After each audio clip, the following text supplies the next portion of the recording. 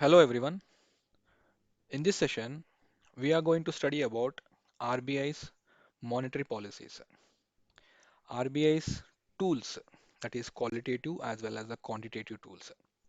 We'll also be studying about inflation and how the inflation is controlled by RBI making use of its monetary policies.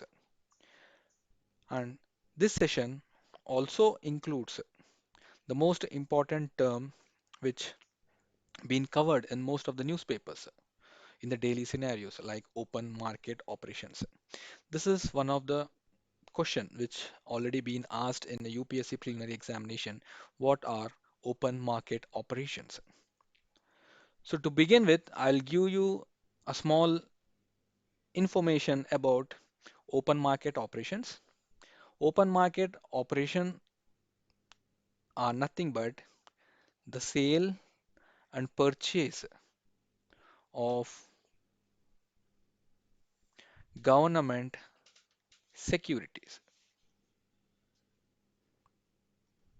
The sale and purchase of government securities, you call that as open market operations. Who is doing this? This is being performed by RBI on behalf of Government of India. This is performed by RBI on behalf of Government of India. Whenever government is in need of money, government is in need of money to raise infrastructure, to give an options, to create assets or to infuse stimulus packages to raise the infrastructure with respect to education, health, etc.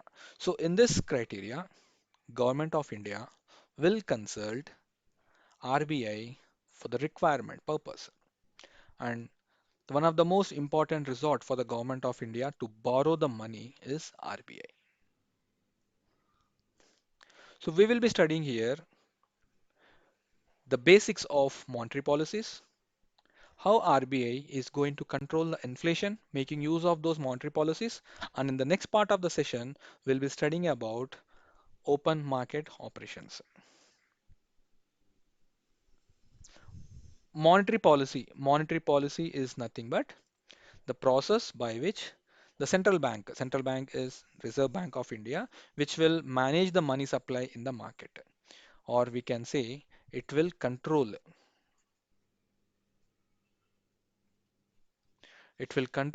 the money supply in the market.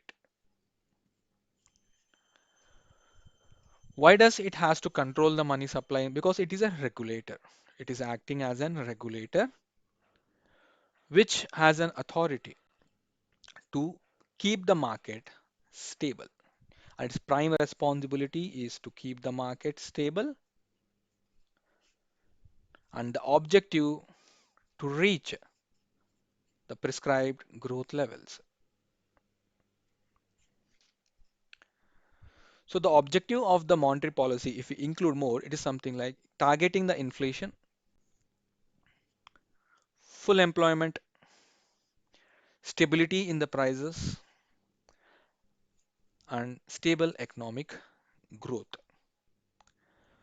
Monetary Policy Committee, whose objective is what I have given now. It's a member committee whose responsibility is to regulate the money supply and to control the inflation in the market. To continue this, RBI make use of its monetary policies by major two tools. Those are qualitative and the quantitative tools. Qualitative tools, this is to maintain quality.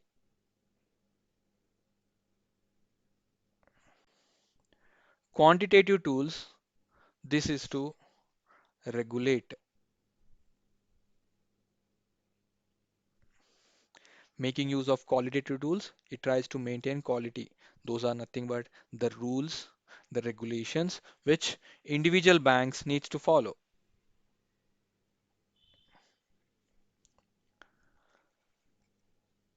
RBI has certain authority.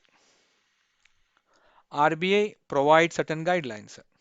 Based on these guidelines, banks which are under RBI Act 1934 norms, you have to adhere to the principles of Reserve Bank of India.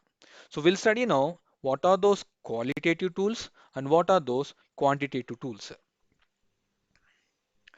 Qualitative tools are those tools which RBI make use of them to improve the quality.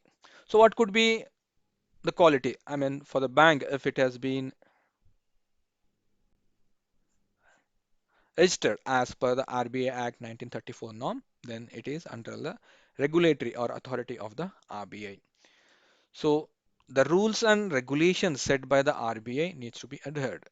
Second one, RBI will frame certain policies and these policies needs to be implemented by the banks. The norms, selective credit control. RBI will come out with a selective credit control system to which sector, what is the percentage of interest you need to charge,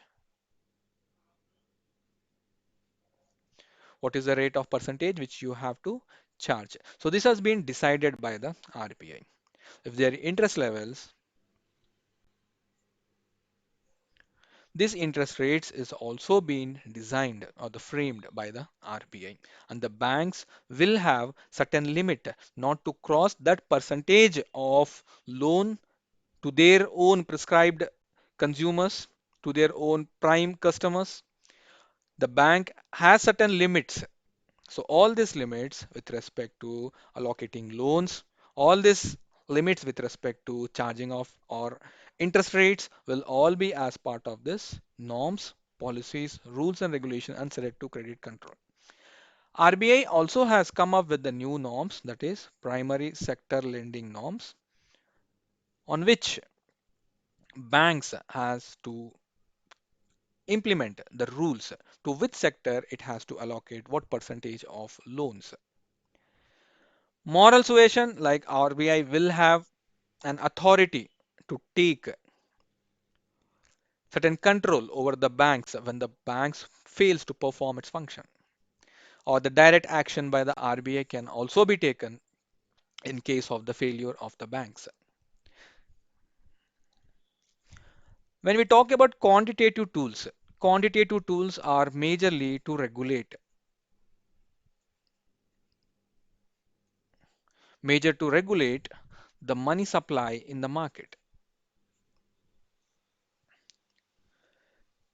Every bank needs to maintain certain reserves. What are these reserves? Reserves are for your security purpose. You have to maintain reserves. Those are for the security purpose. And what can be your reserves? Reserves can be CRR and your SLR. When you establish a bank, you can't give away the entire loan to the users or the consumers because there is a principle of security. In this case, RBI has come up with a thumb rule to maintain certain reserves. These reserves are CRR. Bank has to deposit certain percentage of cash with the RBI. That is around 4 percentage of cash you deposit with the RBI. This you call it as CRR. Other set of reserves, security reserves are SLR, which is as of now 17 to 19 percentage, which is nothing but every bank has to maintain certain reserves with itself for the security purpose. So one side of reserves are being maintained with the RBI and the other side of SLR is being maintained with the banks itself. So you are not allowed to touch this SLR. You're not allowed to touch this CRR because these are for your Security deposits. Liquidity adjustment facility. Liquidity adjustment facility are those tools by making of which a bank can adjust your short-term requirements.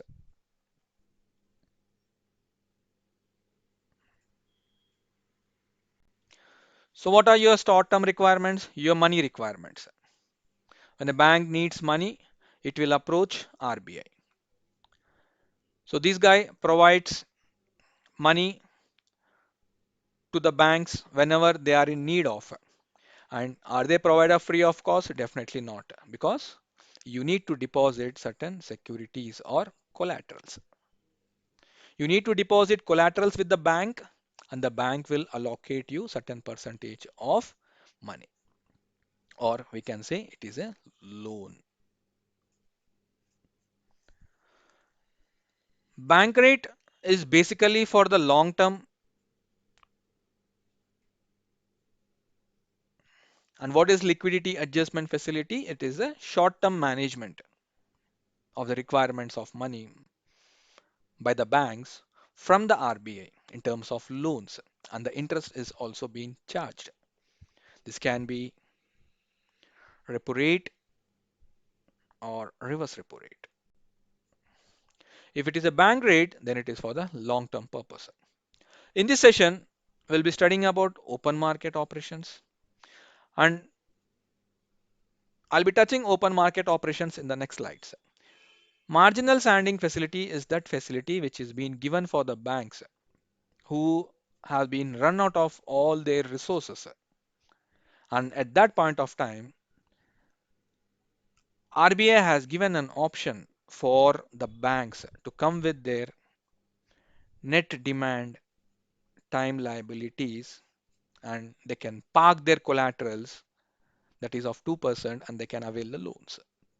Standing deposit facility usually happens, for example, during demonetization time, without any securities, we all have to run to exchange our notes with the banks or with the RBI.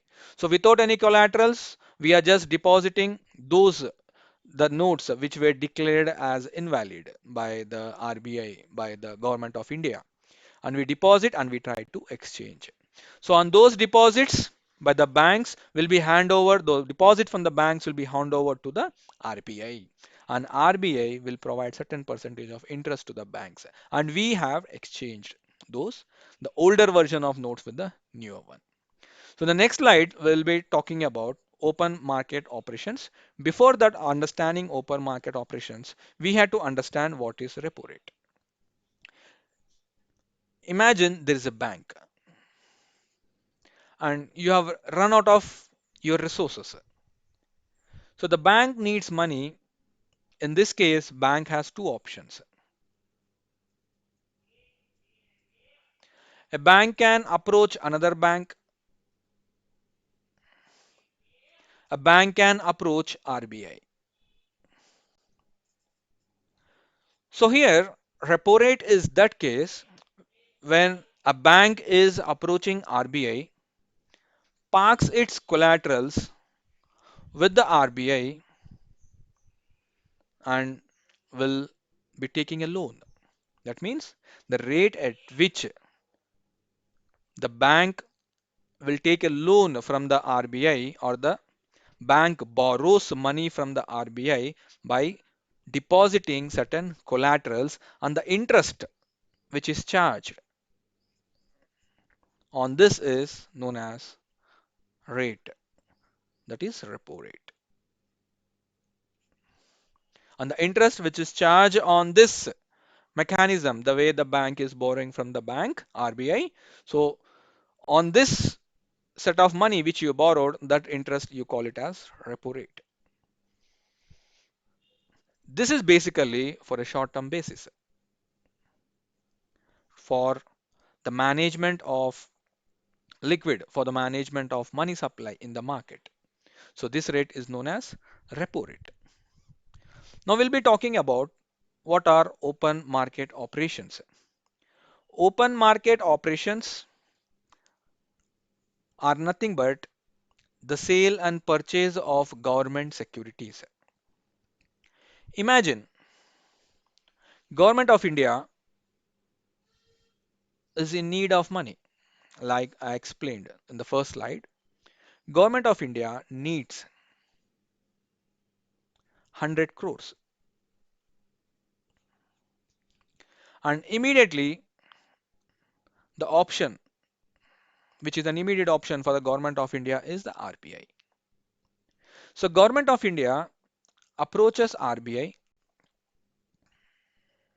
and will print a government securities whose value is of 100 crores and says, I'm going to give you 10% interest per annum.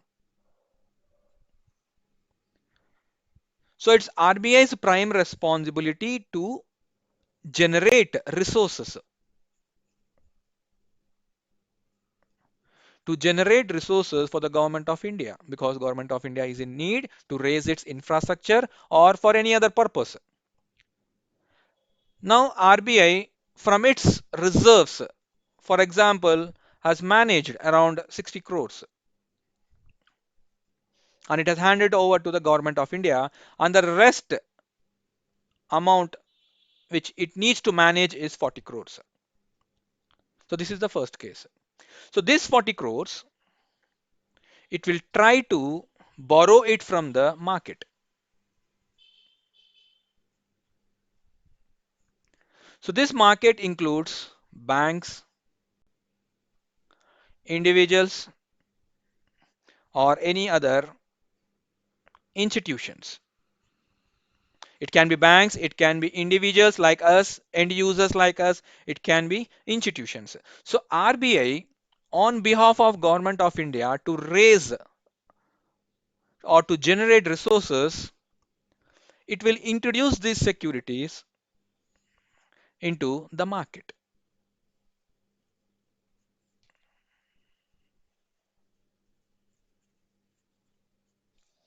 And these securities can be purchased by the banks or any other institutions.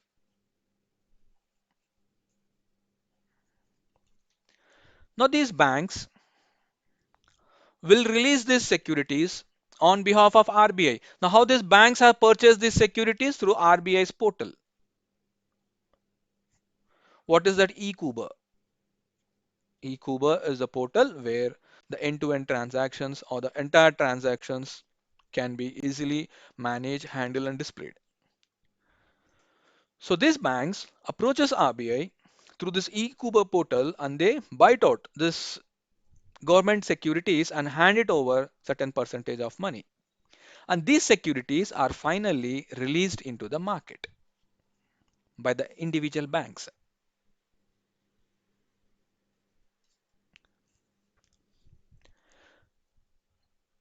Now imagine there's an inflation. Imagine there's an inflation in the market. Inflation is nothing but increase in the prices of the goods, increase in the prices of the general value of the goods and commodities is inflation over a period of time. Imagine there is an inflation. There is an inflation means prices are very high. Basically, money supply is very high, which results into more investments by the people. This has resulted into creation of more demand because you all have money in your pocket, you started investing. Because of the higher investments, the demand of the good has increased. When the demand of the good has increased, definitely the prices will go high. Now imagine the prices has gone to very extreme level and the role of the regulator, that is RBI, is to control these prices and to stabilize the market. Now in this case, what RBI is going to do is it has to regulate or it has to control this inflation by removing those excess money which is creating inflation, because you cannot remove the entire money from the market, rather you have to remove that percentage of money or to stabilize the market with those percentage of money which is creating instability. Okay, that instability, whatever it is there in the market, you have to remove those percentage of money from the market. So RBI smartly Here it is meeting the requirement of government of India, and also here it is trying to control inflation. So when there is more money supply in the market, when there is more money supply in the market, this is the case what it is going to happen. So when there is more supply in the money, look, this guy is very happy with there's a lot of money in the market. So RBI very smartly will increase the interest rates.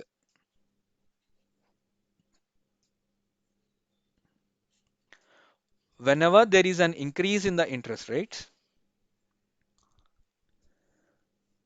so people who are having money in their hands on the pocket, they run to the bank to deposit. They'll deposit directly in the banks. They may also invest in the securities, and the best securities are those which will give you on time or the maturity levels, or there is a guaranteed payments returns along with the interest. So government securities are considered to be the most safe, so people look towards the government securities, and instead of keeping those money in their hand, they'll directly get into the banks. They invest in terms of deposits, or they can start investing in their government securities or bonds. Now, what happened when there is a excess money because there is an inflation, there is excess money in the market. This money, which is creating inflation in the market, has slowly been removed. The extra percentage, extra layer of money which is creating inflation is been smartly removed by the RBI from the market. So this money will move towards the individual banks now because individual banks have started selling securities. Individual banks started selling securities and they started removing that extra money or collecting those extra money by selling away securities because they won't sell you at free of cost and you cannot buy it at free of cost. So you have to pay them and they will sell you. So you get into bank and you paid them so much of amount, a certain percentage of amount, they will release you a bond or a security. Now the money you can look at it is traveling in the other direction and the securities will come down towards the market. This is money and this is bond. So two cases are met here. One is Government of India's requirement is met. And second case, RBI by removing this extra percentage of money from the market, it tried to stabilize the prices. It has tried to stabilize the prices. So now when the extra money has been removed from the market, that percentage of money which was creating inflation, now the things get slowly stabilized. Now we'll consider the case what happens during deflation. Deflation, prices of goods and commodities will be falling over a period of time. That means what? Why do the prices fall? When there is no demand. When there is no demand, the prices of the goods will fall. When there is lesser prices, I mean, like the prices are falling, there is no demand. Or why there is no demand? Because there is no investments. When there are no investments, then there are no demand and the prices will fall. Why there are no investments? Because there is no money with the people. So when there is a less supply of money in the market, people have no money with them, they cannot invest. If they cannot invest, definitely there is no creation of demand. When there is no demand, prices will definitely come down. So this process is deflation. So when there is deflation, when there's deflation which is happening in the market, you cannot attract investors from outside of the country. So you cannot attract investors. Why can't you attract investors? Because investors look towards you only when they are earning certain profits. And that's the reason deliberately RBI tries to maintain certain inflation in the market.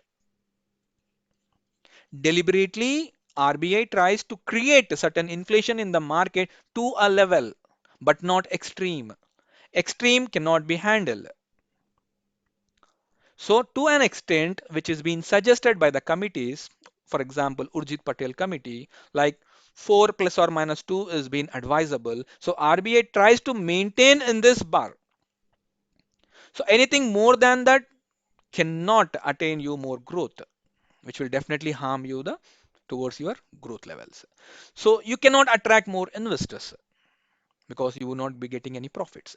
In this case, RBI's responsibility is to come pull up the market, pull out the market from the situation like deflation, and it will try to keep money in the people's hand.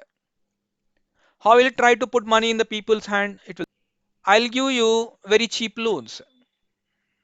You come back to me and take loans. Or I will release this government securities. You take back, you give me back these securities, I'll give you this money. So in earlier case, during inflation, these government securities was released in the market and the money was collected by the banks or the RBI. In this case, government securities are bought again back by the RBI and the money is been pumped into the market. So this pumping of money will increase the money supply. So now this guy like who doesn't seem to have much money in his hand because of deflation. Now when he gets the money in his hand, he start investing. These investments will create demand, and this demands will create a competition. Then it creates a profit. Then it will increase the price levels. And hence, if you maintain those inflation level, the market is in control. So these are nothing but open market operations which are being performed by the RBI to control the money supply in the market. Thank you.